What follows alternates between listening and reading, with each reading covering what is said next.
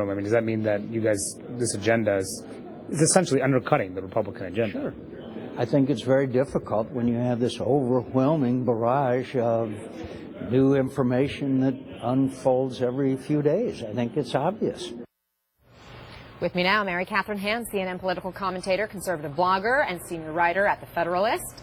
Angela Rye, CNN political commentator and former executive director of the Congressional Black Caucus. And Harlan Hill, political consultant and commentator, and Harlan, a top Republican close to the West Wing, said this, quote, "The White House is paralyzed right now."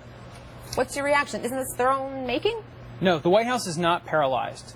The president just told CBN that he's sitting in the Oval Office with a pen, ready to sign health care reform. He's ready to sign tax reform. He's ready to do everything that he promised his constituents that he would do if he were elected. But he's didn't you waiting, hear what Senator McCain just said? Senator McCain just said they can't get those agenda items accomplished because of the Russia cloud and the president's continued focus on the Russia investigation. That is an excuse from an establishment Republican that has never liked President Donald Trump. That's what this is about.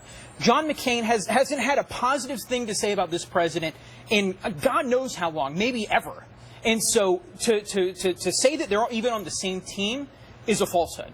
Mary Catherine, your response? Well, look, I think for people who are right of center and Trump voters, we would never have accepted the excuse from President Obama that it was all Congress's fault that he couldn't get something done. In fact, that would have been a dereliction of his duty, which is partly to lead the party. Look, there is a rift in this party. He's actually not. He's not deeply engaged. The president can't write legislation. In all due respect, he can't write the legislation. Right, he's sitting there waiting for it. He's laid out the agenda. It's such a cop-out to say that the president of the United States, who, by the way, touts himself as the greatest manager, who is able to bring people together, who is able to make deals, that he doesn't have some responsibility in this as well. And it would be easier if there was not all of this commotion. Now, he has a point sometimes that some of it is more hype than the evidence is. He has a point that there are people who are out there who want to delegitimize him. He has a point that there is a rift in the Republican Party. There are people who disagree with him. But that does not mean that he can't work in the ways that need to be done to get things done. What do you think about this, Angela? And he is. So I think several things. One is I would just point to what two ethics lawyers, and I spoke about this earlier, that both worked for George W. Bush and Barack Obama have pointed to. And this issue is major. I would not say it's hype at all. This is actually a real issue. It's a smoking gun, as the Washington Post has called this particular issue with Donald Trump's son. It's no wonder that he's jumping to his defense, but as folks in the, yes, I'm coming. As folks in the South tend to say, a hit dog will holler. So that's what I think. Well, Trey Gowdy, a Republican, remember he's the guy who was in the front of the Benghazi investigation and questioning Hillary Clinton. So take that as you will, but he is frustrated. Listen to what he said about people not being on the same page.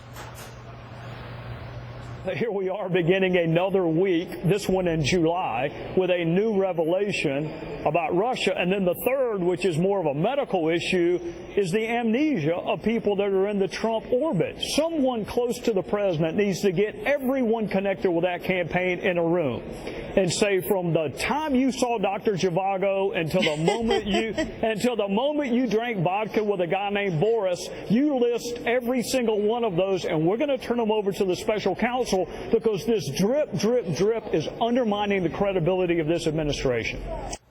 Angela, to you first. Do you give Republicans credit for stepping up?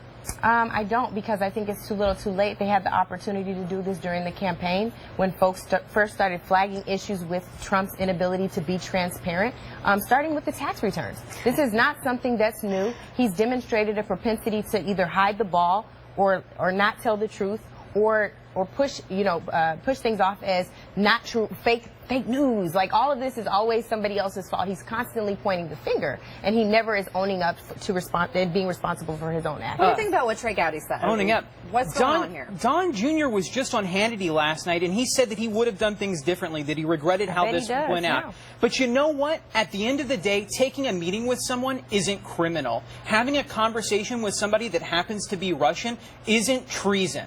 And so the allegations that are being bandied about loosely without any substantiation, as Angela's just done here, is reckless. So I'm actually not being reckless, and I'm going to take this moment to defend myself. What I'm saying to you is this is not just collusion. I believe the criminal, Point to the crime, criminal Angela. charge. No, I the didn't criminal, understand. I need you to chill out. Point to the crime. I need you to chill out. The conspiracy issue is what it would be criminal. So if he conspired, as it appears to be the case in his emails, if he conspired to get information from Russian intelligence, which is how it was purported to be in the emails, with this particular potential government lawyer, that is collusion that rises to the level of conspiracy. It would be, and it would run afoul of federal ethics laws, which is what these two ethics lawyers have said. That is the issue. I'm not up here putting together some case.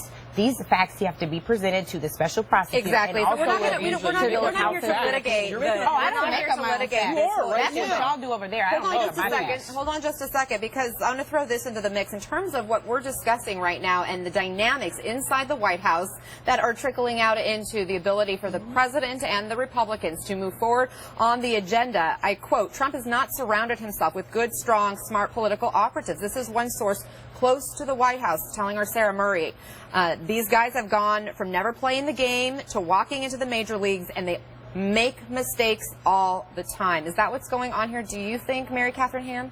Yeah, I do think there's some of that involved, and voters voted for something radically different on purpose. But when you get radically different, you get people who don't know actually maybe how to usher something through Congress, and that is part of what we're seeing going on here. But when it comes to, look, the distinction about whether this is an illegal matter and whether what Donald Trump Jr. did was legal is important, right? And whether that's part of Mueller's investigation. But the standard should not be that everything that's not illegal is okay.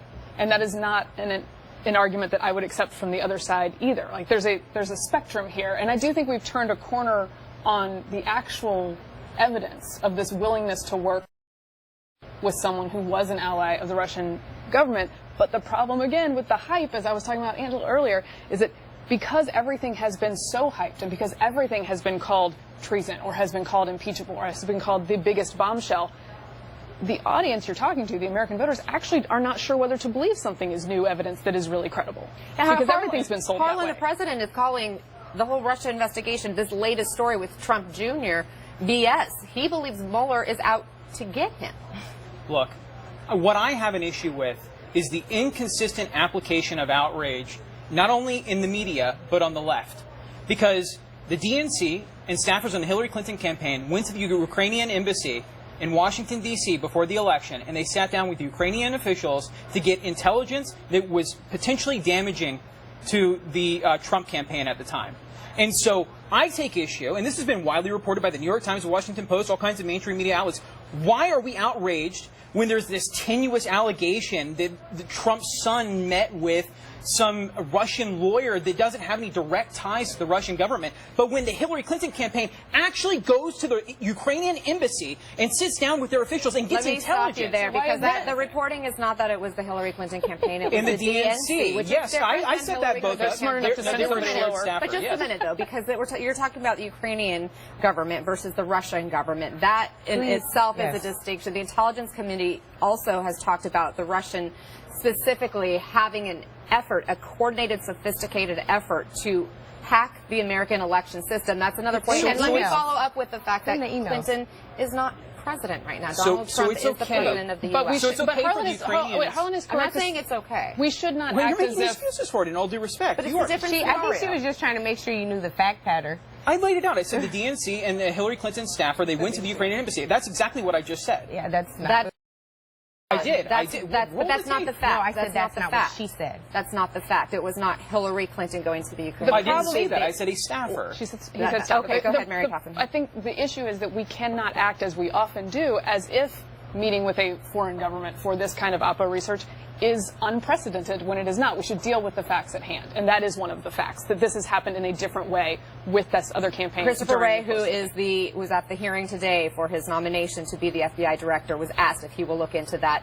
He said he would be happy to. Do you have anything more to say on that front, Angela? I think it's all been said, and I just look forward to there being a clear, concise investigation, both from the House and the Senate, and also to the special prosecutor doing what he needs to do, because I think the smoking gun is there at this point.